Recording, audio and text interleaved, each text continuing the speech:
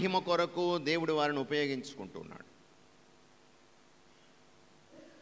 కాబట్టి వారు బలంగా ఉండాలి, ఆధ్యాత్మిక పరిపుష్టి కలిగి ఉండాలి. శారీరకమైన పుష్టితనం మరి శక్తి ఉంటుంది, దాంతోపాటు ఆధ్యాత్మికమైనటువంటి పరిపక్వత, స్పిరిచువల్ స్ట్రెంగ్త్, చెడు మీద సాతాను మీద విజయం సాధించడానికి వారికి ఆత్మీయ బలం కావాలి. అది మన ప్రార్థన ద్వారానే చేకూరుతుంది. మరి మన కత్తిపూడి యువకులు మనందరికీ తెలుసు, ఏ పని చేయాలన్నా సరే యూత్ అక్కడికి ఎక్కాలన్నా, కిందకి దిగాలన్నా, దించాలన్నా, ఇక్కడ దగ్గర పెట్టాలన్నా, అక్కడ దగ్గర పెట్టాలన్నా మన యువత మన బలం మన సంఘానికి. కాబట్టి వారు బాగుండాలి, దేవునికి ప్రియమైన బిడ్డలుగా వాళ్ళు ఉండాలి, దేవుని నుండి ఏనాడు కూడా దూరం కాకూడదు. దురలవాట్లు, వ్యసనాలు, సాతాను యొక్క శోధనలు వారి దరిదాపుల్లో చేరకుండా దేవుడు వారి చుట్టూ రక్షణ కంచెను వేసి మన బిడ్డలను కాచి కాపాడాలని మనం ఈరోజు ప్రార్థన చేసుకుందాం. మరి దివ్య పూజాబలి యోగ్యంగా పాల్గొనడానికి మన పాపములు ఒప్పుకుంటూ ప్రభుని క్షమాపణకై ప్రార్థించుదాము.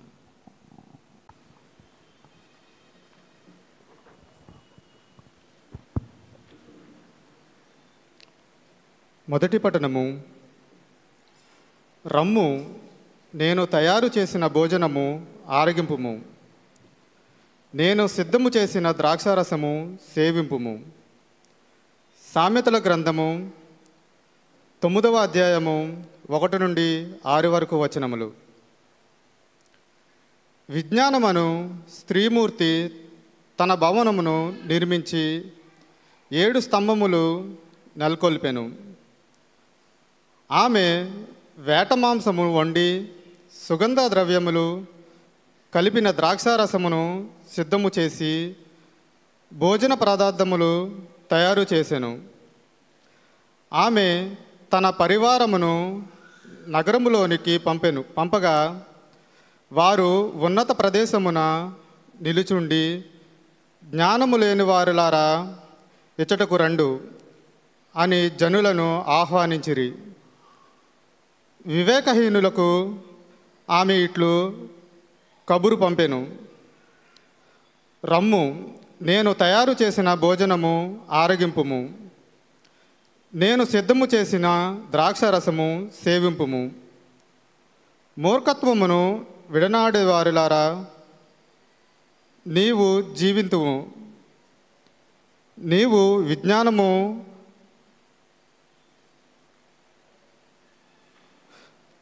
విజ్ఞానవదమును నడుపుము. ఇది ప్రభువాకు. ప్రచిత్ర గీతము. అందరూ పరిశీలించి చూడుడు, ప్రభువు ఎంత మంచివాడో మీకే తెలియను. ప్రభు నాకు చేసిన మేలులకు గాను సంతసింతును. ఈ సంగతి విని దీనులు ప్రమోదము చెందుదురుగాక.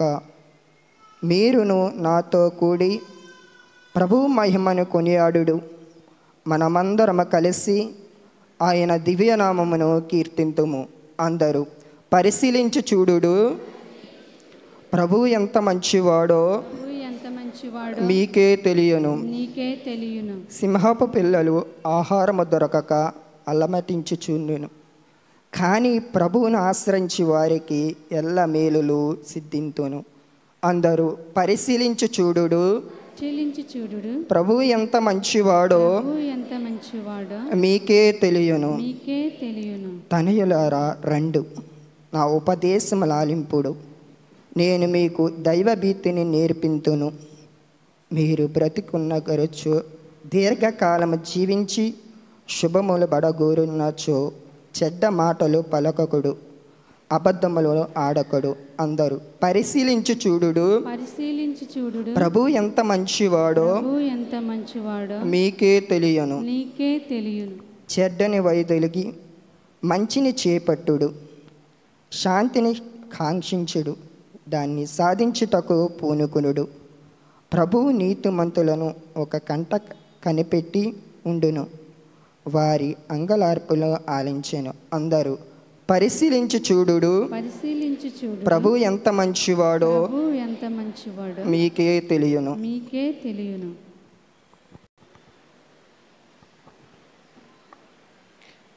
దేవుని చిత్తము గ్రహించుటకు ప్రయత్నింపుడు.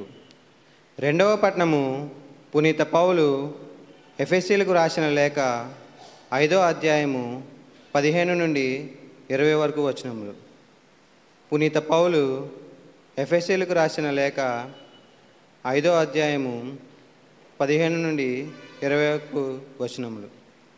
సహోదరులారా, మీరెట్లు జీవించుచున్నారు అను దానిని గూర్చి శ్రద్ధ వహింపుడు. జ్ఞానహీనుల వలె జీవింపకుడు, వివేకవంతువు వలె జీవింపడు. ఇవి చెడు దినములు కనుక దొరికిన ప్రతి అవకాశమును సద్వినియోగము చేసుకొనుడు. మూర్ఖులు కాక మీరేమి చేయవలనని దేవుని చిత్తము గ్రహించుటకు ప్రయత్నింపుడు. మద్యపానముతో మత్తిల్లుకుడు, అది జారత్వము. దానికి బదులుగా ఆత్మపూరితులు కండు. ఒకరితో ఒకరు కీర్తనలతోనూ స్తోత్రములతోనూ పవిత్ర గీతములతోనూ సంభాషింపుడు. హృదయపూర్వకముగా పొగడ్తలతో ప్రభువునకు కీర్తనలను స్తోత్రములను పాడుడు. మన ప్రభువు యేసుక్రీస్తు ద్వారా ప్రతి విషయమును గూర్చి తండ్రి దేవునకు సర్వదా కృతజ్ఞతలను అర్పింపకొనుడు. ఇదే వారు యేసునికి వందనం. సృష్టించబడిన వనమా, యువజనమా, యేసులో బలపడుమా, జడియకుమా, యేసుకై పరుగిడుమా. యువజనమా, యేసులో బలపడుమా, జడియకుమా, యేసుకై పరుగిడుమా. సజీవుడేసుని రక్తములో కడుగబడిన జనమా, జీవితకాలం స్వల్పం, యౌవనమెంతో శ్రేష్టం. జీవితకాలం స్వల్పం, యౌవనమెంతో శ్రేష్టం. నీ యౌవన బలం యేసుకై వాడిన జీవితమే ఫలవంతం. నీ యౌవన బలం యేసుకై వాడిన జీవితమే ఫలవంతం. యువజనమా, యేసులో బలపడుమా, జడియకుమా, యేసుకై పరుగిడుమా. ప్రభునందు ప్రియమైన సహోదరి సహోదరులారా,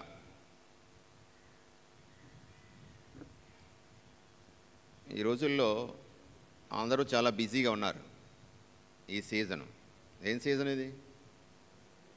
పెళ్ళిళ్ళ సీజను. ఇక రకరకాల శుభకార్యాలు జరుగుతున్నాయి. గృహప్రవేశాలు, పెళ్ళిళ్ళు, ఇక రకరకాలు.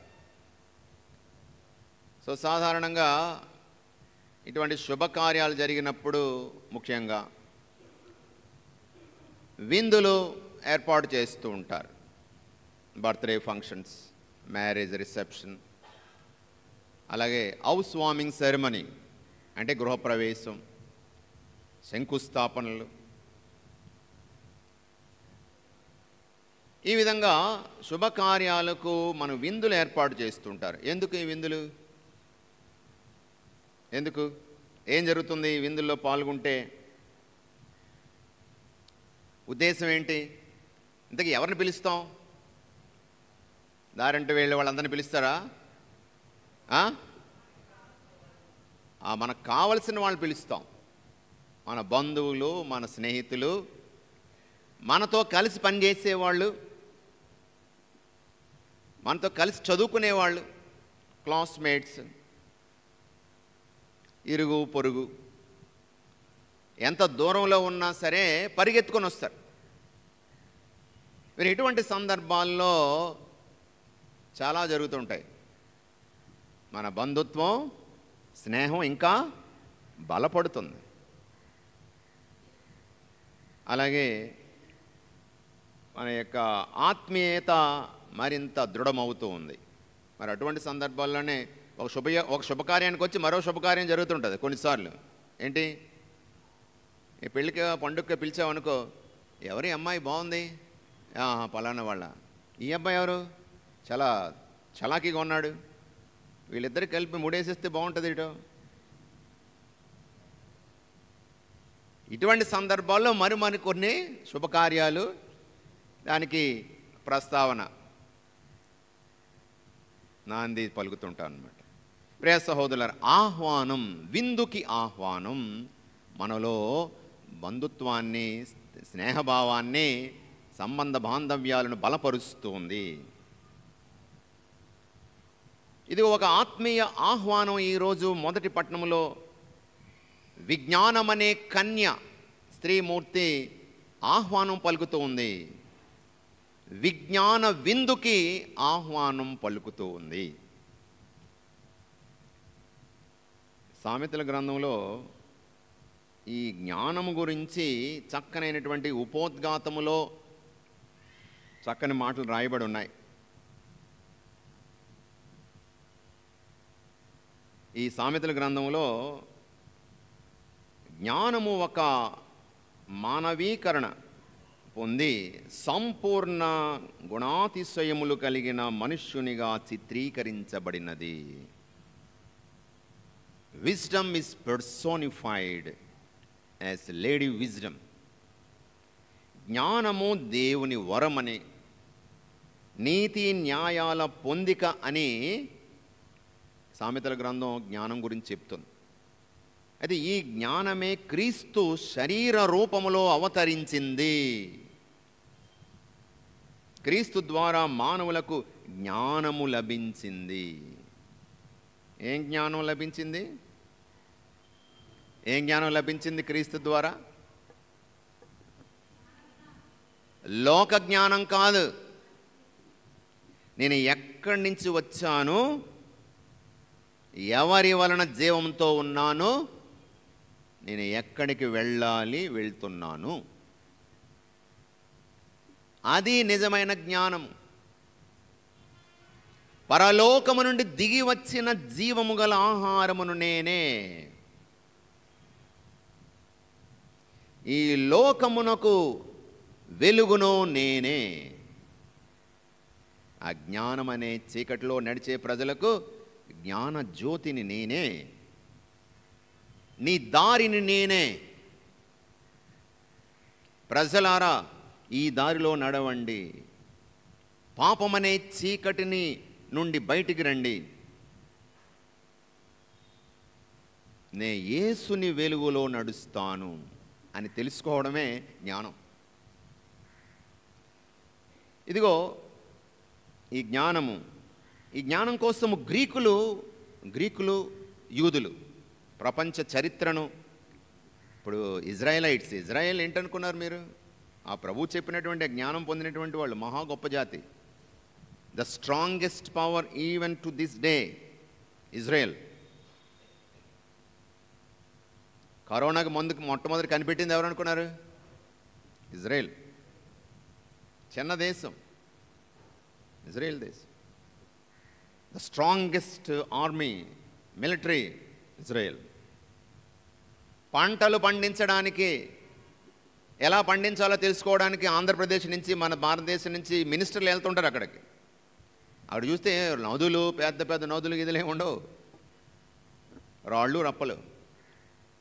పాలు తేనెలు పారే కానాను దేశం అని ఒకప్పుడు, ఇప్పుడు రాళ్ళు రప్పలే కనపడతాయి. ఎంత దూరం వెళ్ళినా సరే, ఇజ్రాయెల్ హోలీ ల్యాండ్ వెళ్ళినప్పుడు రాళ్ళు రప్పలే ఎక్కడే.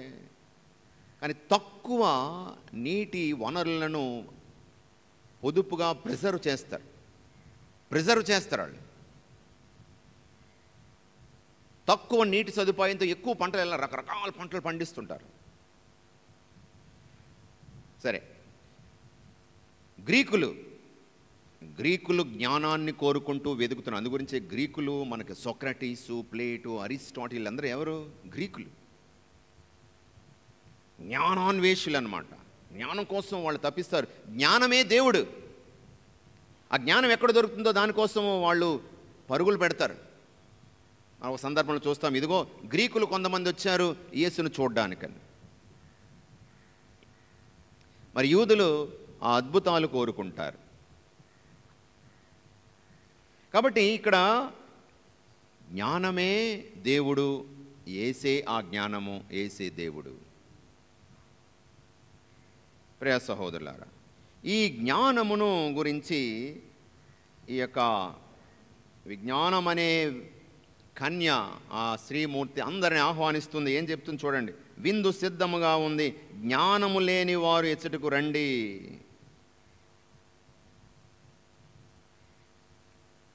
వివేకహీనునికి కబురు పంపిస్తుంది, రండి నేను తయారు చేసిన భోజనము ఆరగించండి, నేను సిద్ధం చేసిన ద్రాక్షరసం సేవించండి అని చెప్తూ, మూర్ఖత్వమును విడనాడినవేని నీవు జీవింతువు, నీవు విజ్ఞాన పదమున నడువుము. మూర్ఖత్వం ఏంటి? మూర్ఖత్వం అంటే ఏంటి? రెండు రకాలు ఉన్నాయి, అజ్ఞానము, మూర్ఖత్వము. అజ్ఞానం అంటే ఏంటి? తెలియకపోవడం. మూర్ఖత్వం అంటే తెలిసి కూడా, అది తప్పని తెలిసినా కూడా అదే కరెక్ట్, నేను ఎవరి మాట విన్నా. మూర్ఖత్వం. రెండు, కొంతమందికి అది ఇది కలిపి ఉన్నాయి. అజ్ఞానం, మూర్ఖత్వం రెండు కలిపి ఉంటాయి. నిజంగా జ్ఞానం అయితే జ్ఞానం వచ్చిన తర్వాత వాడు బాగుపడతాడు, చేయకూడదని తెలుసు. కానీ మూర్ఖత్వం ఉన్నవాడు తెలివైనటువంటి అజ్ఞాని. అంటే తెలుసు కానీ మూర్ఖత్వం అంటే నీ తప్పు అని చెప్పినా సరే అదే చేస్తాడు మళ్ళీ. ఎందుకంటే నేను ఎవరి మాట విన్నాను, నేను చెప్పింది కరెక్ట్, ఐ నో ఎవ్రీథింగ్. మూర్ఖత్వం. మూర్ఖుణ్ణి ఎవరూ మార్చలేరు, అజ్ఞానిని మార్చవచ్చు. కాబట్టి ఇదిగో ఇక్కడ మూర్ఖత్వమును విడనాడి జీవించు, నీ విజ్ఞాన పదమును నడువు. ఏంటి, నేను ఏ విషయంలో ఈరోజు మూర్ఖంగా ఉన్నాను? ఏ విషయంలో నేను ఈరోజు మూర్ఖంగా ఉన్నాను? నేను పట్టిన కుందేలుకి ఎన్ని కాళ్ళు? 3 కాళ్ళు. 4 అని నాకు తెలుసు కానీ 3 కాళ్ళు అంతే. పట్టు విడవను, నేను అనుకున్న సాధించేయాల. యువకులను కాదు, అందరూ కొన్నిసార్లు కొన్ని విషయాలు మూర్ఖంగా ఉండిపోతాం. ప్రెస్టేజ్, ఈగో, నేను చెప్పిన మాట అందరు వినాలా, నా నాన్న వినాలా, అమ్మ వినాలా, అందరూ నేను చెప్పినట్టు వినండి. ఉద్వేగాలు, ఎమోషనల్ అవుట్బర్స్ట్, ఆవేశం. ఈ ఆవేశంలో ఆలోచన తగ్గిపోతుంది, కొన్నిసార్లు పనిచేయదు. కాబట్టి మూర్ఖత్వంగా మనం కొన్నిసార్లు ప్రవర్తిస్తుంటాము. కాబట్టి ఆ విజ్ఞానం అనేటువంటి ఆ కన్య ఆహ్వానిస్తుంది, జ్ఞానమును పొందండి, మూర్ఖత్వానికి దూరంగా ఉండండి, విజ్ఞాన పదంలో నడవండి అని. ఇదిగో ప్రభువు ఈరోజు ఆ జ్ఞానమే క్రీస్తు, ఆ క్రీస్తు ఒక ఆహ్వానం పలుకుతున్నాడు, మరొక విందుకి ఆహ్వానం పలుకుతున్నాడు, నిత్య జీవ విందుకి ఆహ్వానం పలుకుతున్నాడు. ఈ జ్ఞానం అనేటువంటి ఆ యొక్క అతిథి మనం పిలుస్తూ ఉన్నాడు.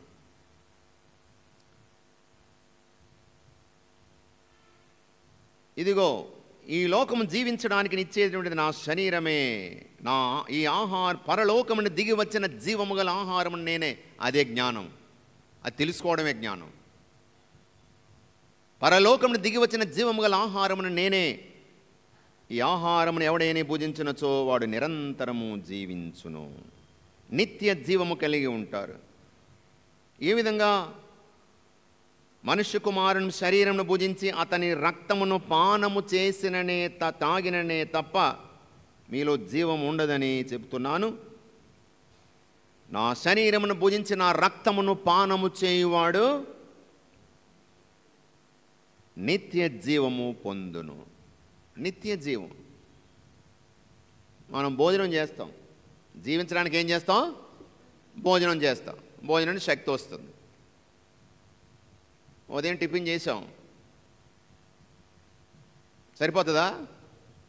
2-3 గంటలు పోతే మళ్ళీ ఆకలేసేస్తుంది, మళ్ళీ తినాలి, తింటాం, మళ్ళీ సాయంకాలం మళ్ళీ ఆకలేస్తుంది.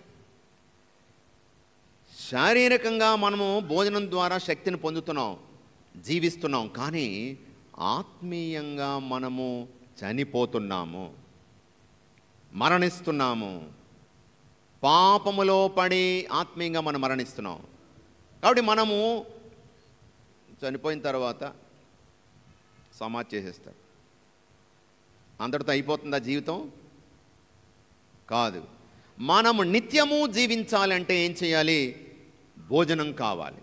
శారీరక భోజనం, జీవించడానికి శారీరక భోజనం తీసుకుంటున్నాం, కానీ ఇది తాత్కాలికమే. 60, 70, 80, 90, గట్టిగా కొడితే 100, అంతకంటే ఎక్కువ బతుకు. దేవుని అనంత కాలములో 100 సంవత్సరాలు, 50, 60, 70 సంవత్సరాలు ఏమీ కాదు. కానీ నిత్య కాలము మనం జీవించాలి అంటే మనకు ఆహారం కావాలి. అదిగో నా శరీరము మీకు నిజమైన ఆహారము, నా రక్తము మీకు నిజమైన పానము. నిత్యకాలం జీవించడానికి, నిత్యకాలం ఎలా జీవిస్తాం? నిత్యకాలం ఎలా జీవిస్తాం?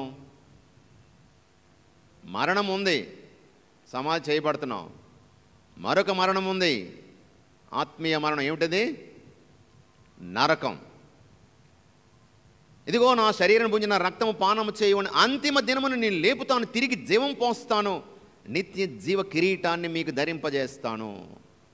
ఇది జ్ఞానము, ఇది జ్ఞానము. ఈ జ్ఞానాన్ని మనము ఈరోజు దానికోసము నిరీక్షించడం, అన్వేషించడం, ఆ ప్రభువులో దాన్ని కనుగోవడం చేయాలి. ఎందుకంటే చెప్తున్నాడు, ఇదిగో నా శరీరమును భుజించి నా యొక్క రక్తమును పానము చేయువాడు నా యందును, నేను వాని యందును ఉందుము. అంటే ఏంటి?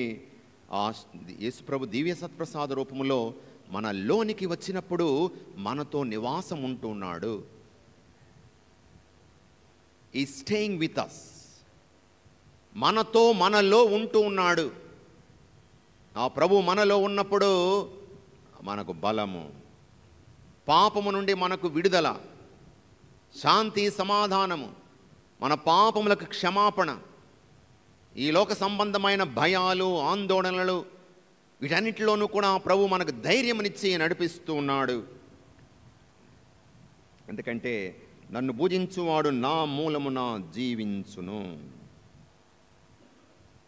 ప్రియులారా, మరి ఇటువంటి ఈ విజ్ఞాన విందును మనం స్వీకరించినప్పుడు మన జీవితంలో ఎలా ఉండాలి? మన జీవితంలో ఎలా ఉండాలి? అదే 2వ పట్టణంలో పునీత పౌలుడు చెప్తున్నాడు. ఈ జ్ఞానం పొందిన తర్వాత మూర్ఖత్వం నుండి దూరంగా ఉంటాం. ఈ విజ్ఞాన విందైన యేసుని స్వీకరించినప్పుడు, మనలో ఉన్నప్పుడు మన జీవితాలు మారిపోవాలి. ఎలా మారాలట? ఎలా ఉండాలి? మీరు ఎట్లు జీవించుచున్నారో శ్రద్ధ వహించుడు. మీరు ఎలా జీవిస్తున్నారు?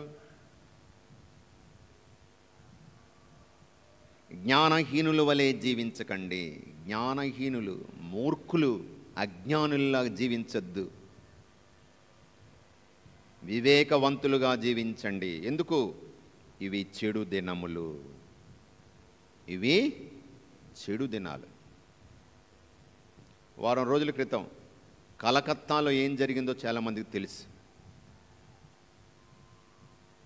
ఒక డాక్టర్ గారు అమ్మాయి నైట్ డ్యూటీ చేస్తుంది, డ్యూటీలో ఉంది పెద్ద ఆసుపత్రిలో.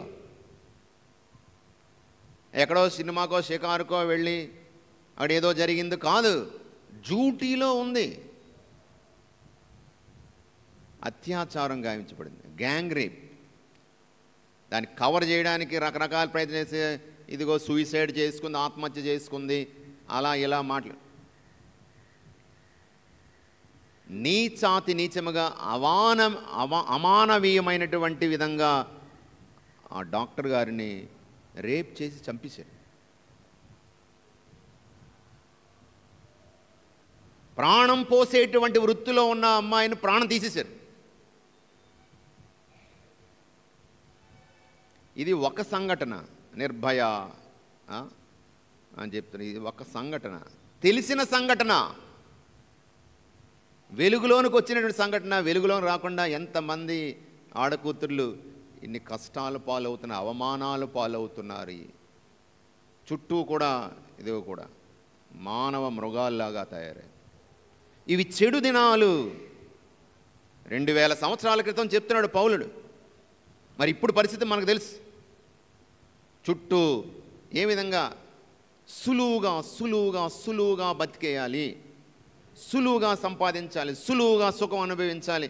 అడ్డదిడ్డంగా నీతి నిజాయితీ యొక్క విలువ, దాని రుచి, పవిత్రంగా జీవించడంలో ఉన్నటువంటి ఆనందము, ఆ గౌరవము రుచి చూడడం లేదు ఎవరును. యువకులు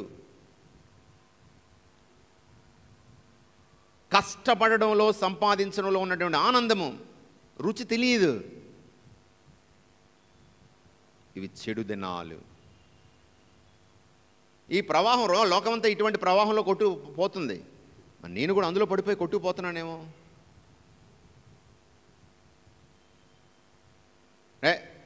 సిగరెట్ కాల్చరా, నాకు వాసన పడుతుంది, అదో గొప్ప వచ్చాడండి వీడు. కొంచెం ఈడేవాడే, ఈడు మగుడే, ఇలాంటి వాళ్ళతో ఫ్రెండ్షిప్ చేయకూడదు, పక్క దూసి. కాబట్టి బలవంతంగా అందులోకి వెళ్ళిపోవాలి.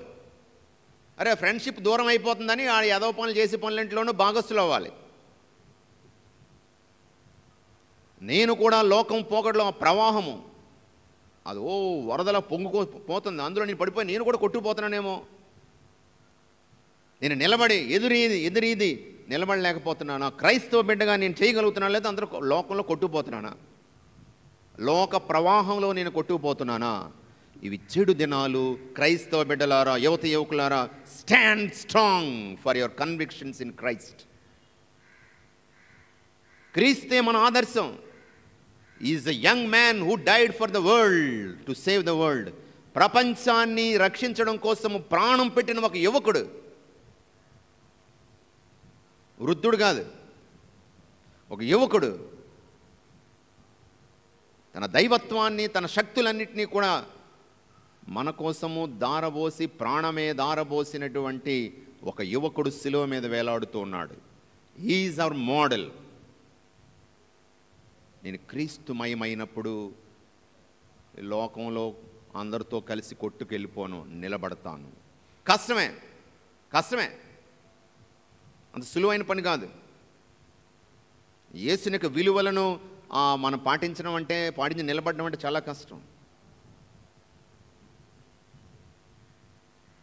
లోకము మిమ్మల్ని ద్వేషిస్తుంది, నా మూలాన, నా కారణం చేత లోకం మిమ్మల్ని ద్వేషిస్తుంది. కానీ నిలబడండి చివరి వరకు సహనంతో నిలబడినటువంటి వాడు విజయం పొందుతాడు. This is a challenge Jesus is throwing from the cross. మనందరికీ ఒక సవాలు విసురుతున్నాడు. కాబట్టి మన జీవితాల్లో ఇవి చెడు దినాలు. జాగ్రత్తగా ఉండండి, నిలబడండి. కష్టమే కానీ నిలబడండి, నేను మీకు తోడుగా ఉంటాను. ఇక ఏం మారాలి మీ జీవితాల్లో? కాబట్టి ఈ చెడు దినాల్లో వివేకవంతులుగా ఉండండి. దొరికిన ప్రతి అవకాశాన్ని సద్వినియోగం చేసుకోండి. దేవుని దగ్గరకు రావడానికి, నీతి కోసం ప్రతి అవకాశాన్ని ఉపయోగించుకోండి. దేవుని యొక్క వాక్కు, దివ్య సత్ప్రసాదము, పాప సంకీర్తనము, దివ్య పూజాబలి, మంచి చేయడానికి అవకాశాలు, ప్రతి అవకాశాన్ని మీరు ఉపయోగించుకొని, మీరు సద్వినియోగం చేసుకుని దేవునికి ప్రియమైన బిడ్డలుగా జీవించండి. మీరేమి చెయ్యాలో, దేవుని చిత్తం ఏమిటో గ్రహించుటకు ప్రయత్నం చేయండి. వీడు చెప్తాడు, అది కాదు, నేను ఏ విధంగా జీవించాలి అన్నది దేవుని సన్నిధికి వచ్చి ఆ ప్రభువు యొక్క చిత్తం ఏమిటో, ప్రభుని ఎలా ఉండాలి, ఎలా చేయాలి, ఈ సమస్య వచ్చింది, ఈ కష్టం వచ్చింది, నేను ఏం చెయ్యాలి ప్రభువా, నాకైతే పాలు పోవడం లేదు అని శిరస్సు వంచి దేవుని సన్నిధిలో ప్రభువా నన్ను నడిపించు, నీ చిత్తం ఏమిటో నాకు తెలియచేయి ప్రభు అని ప్రభువుకి మన కష్టాన్ని అప్పజెప్పినప్పుడు అతడు చూసుకుంటాడు. ఆత్మ ప్రేరణ చేత మనల్ని నడిపిస్తాడు. కాబట్టి ప్రార్థనలో మోకరించి శిరస్సు వంచి ఆ ప్రభు యొక్క చిత్తం ఏమిటో తెలుసుకునే ప్రయత్నం చెయ్యి. మద్యపానముతో మత్తిల్లవద్దు, దాని నుండి జారత్వము విధంగా అంటే మద్యపానం, తాగుడు, ఇది కదా. ఆ తర్వాత తాగుడు, తర్వాత వాగుడు అంట. ఏం మాట్లాడతామో తెలియదు, మంచి మర్యాద, చిన్న పెద్ద. కాబట్టి జాగ్రత్తగా ఉండండి. మీరు అటువంటి సందర్భంలో ఏం మాటలు మాట్లాడుతున్నారు? భర్త తాగేసి వస్తాడు, ఏం మాట్లాడతాడు? ఏం గౌరవం ఉంటుంది? ఇంటి భాష మారిపోద్ది, ఒంటి భాష మారిపోద్ది కదా. ఏం మాటలు మాట్లాడతాడు? ఎలా పిలుస్తాడు? పలకరింపులు ఎలా ఉంటాయి? పిల్లలు చూస్తున్నారని కూడా కొన్నిసార్లు మర్చిపోతారు. ఏదో భర్తని ఎలా మాట్లాడుతున్నాను, భార్యని ఎలా పిలుస్తున్నాను, పిల్లలు చూస్తున్నారు, పట్టించుకోరు. కాబట్టి మీరు మాట్లాడేటప్పుడు మీ సంభాషణ ఎలాగ ఉంది? Quality of the words that you're using, ఇంటి భాష ఎలా ఉంది? నీ ఏం మాటలు మాట్లాడుతున్నావు? నీ మాట వల్ల నీ బంధం చెడిపోతుందా లేకపోతే దృఢపడుతుంది? నీ మాటల మీద నీ కంట్రోల్ ఉందా? We lose friends by our words, we make friends with our words. ఇదిగో ప్రభు చెప్తున్నాడు, పొగడ్తలతో ప్రభువుని హృదయపూర్వకంగా, మీ పవిత్రమైన గీతాలు, మీ సంభాషణ పవిత్రంగా ఉండాలి. దేవుని స్తుతి గీతాలు పాడండి. ఇదిగో యేసుక్రీస్తు ద్వారా ప్రతి విషయంను గూర్చి తండ్రియగు దేవునికి సర్వదా కృతజ్ఞతలు తెలియచేయండి. యువత యువకులారా, మీకు దేవుడిచ్చినటువంటి సకల వరాలకు కృతజ్ఞత తెలియచేయండి. కుటుంబ సభ్యులారా, మీ కుటుంబాల్లో దేవుడు బిడ్డలనిచ్చినందుకు మీరు కృతజ్ఞతలు తెలియచేయండి. మన యువతే రేపటి స్త్రీ సభ భవిత. మన పిల్లలు విశ్వాసములో ఇదిగో చిన్నప్పుడు మోకరించాం, ప్రార్థనలు నేర్చుకున్నాం, పాటలు పాడాం, మా అమ్మ నాన్నతో కలిసి వెళ్ళాం. నేను నేర్చుకున్నాను, నా పిల్లలకి నేను నేర్పించాలి. ఏమవుతుందో తెలుసా? టైం లేదు దేనికి, సంపాదనకే టైం ఏమంటాను. ఆదివారాల్లో కూడా మనకు పని కావాలి, పనికి వెళ్ళిపోవాలి, డబ్బులు సంపాదించాలి. What is the priority that I'm giving to God? Youth ఎవరైనా సరే ఆ మాటకు వస్తే, దేవునికి నేను సమయాన్ని ఇస్తున్నానా లేదా? ఇవ్వడం లేదు.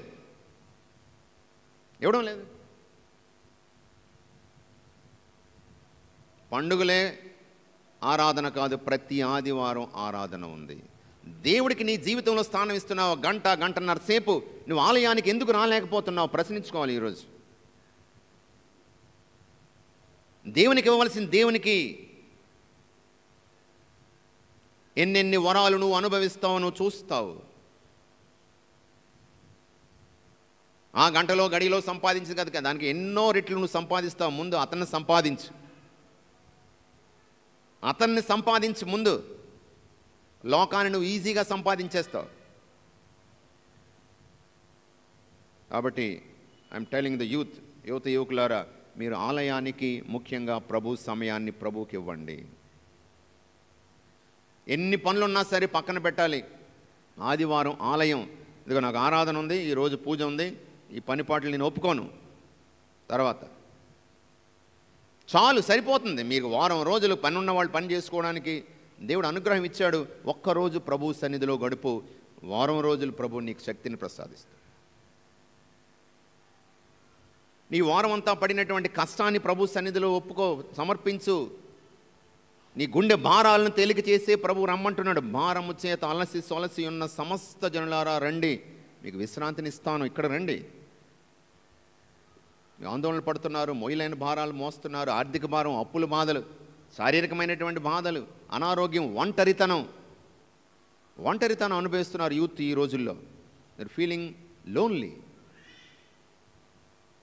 ఏదో కొరత, ఏదో వెలితి, ఏదో పోటీ పడలేకపోతున్నానే.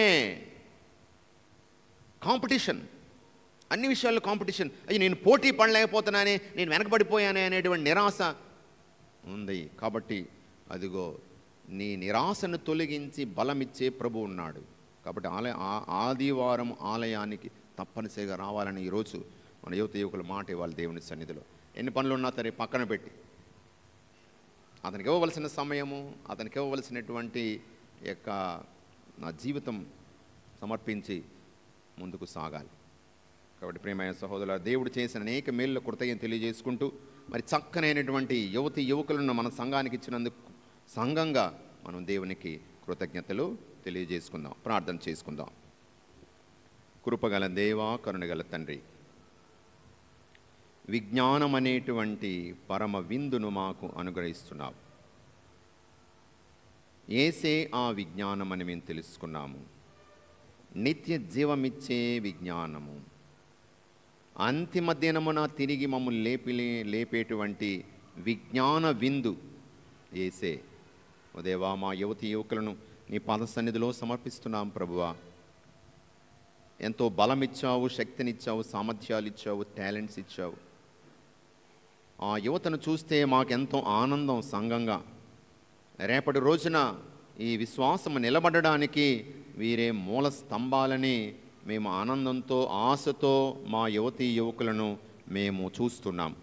దేవా, వారిని అన్ని ఆపదల అపాయాల నుండి కాచి కాపాడండి. వారిలో నీ పట్ల ప్రేమను, విశ్వాసమును బలపరచండి ప్రభువా. లోకము పోకడలో, ప్రవాహములో కొట్టుకుపోకుండా ఎదిరేగి క్రైస్తవ బిడ్డలుగా క్రీస్తుని ప్రతిబింబిస్తూ వారు జీవించే అనుగ్రహాన్ని ప్రసాదించండి. మా బిడ్డలకు మంచి ఆరోగ్యం ప్రసాదించండి. నీ సమయాన్ని వారు దొంగిలిస్తున్నారేమో కొన్నిసార్లు ప్రభువా. నీకు ఇవ్వవలసిన సమయాన్ని, వారి సామర్థ్యాలను నీకు ఇచ్చేటువంటి ఆత్మీయ ప్రేరణను వాళ్ళకి కలిగించండి. చదువుతున్న బిడ్డలు ఉన్నారు, పని చేసుకున్నటువంటి వాళ్ళు ఉన్నారు, ప్రభు ఉద్యోగ ప్రయత్నాల్లో ఉన్నటువంటి వారు ఉన్నారు. వారి మంచి మనస్సును, ప్రయత్నాన్ని మీరు దీవించి ఫలప్రదం చేయమని, మరి రాబోయే రోజుల్లో వారిని దీవించి చక్కని జీవిత భాగస్వామిని, వివాహ అంతస్తులోనికి ప్రవేశించబోయేటువంటి వాళ్ళకి చక్కని జీవిత భాగస్వామిని కూడా వారికి ప్రసాదించమని వేడుకుంటూ ఉన్నాం. మా ప్రభు అయిన క్రీస్తు ద్వారా మనం చేయుచున్నాం తండ్రి. ప్రియ సహోదరి సహోదరులారా,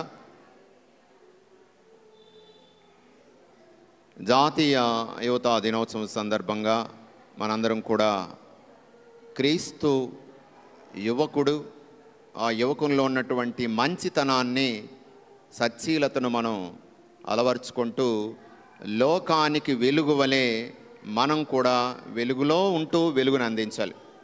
మరి విశాఖ అతిమేత్రాసనం అగ్రపీఠంలో ఉన్నటువంటి యువకులందరి కోసం మనం ఈరోజు ప్రార్థన చేయాలి. ఎందుకంటే శ్రీసభ భవిత మన యువతే, విశాఖ అగ్రపీఠం యొక్క యువతే రేపటి విశ్వాస దీపికలుగా వెలగాలి.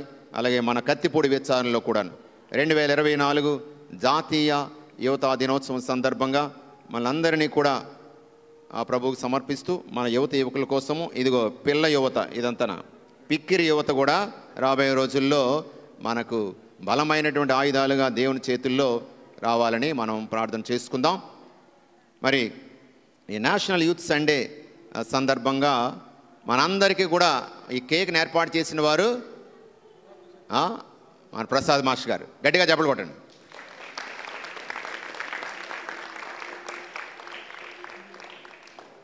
ఇప్పుడు కేక్ కటింగ్ అనమాట. కేక్ కటింగ్ చెప్పట్లేదు.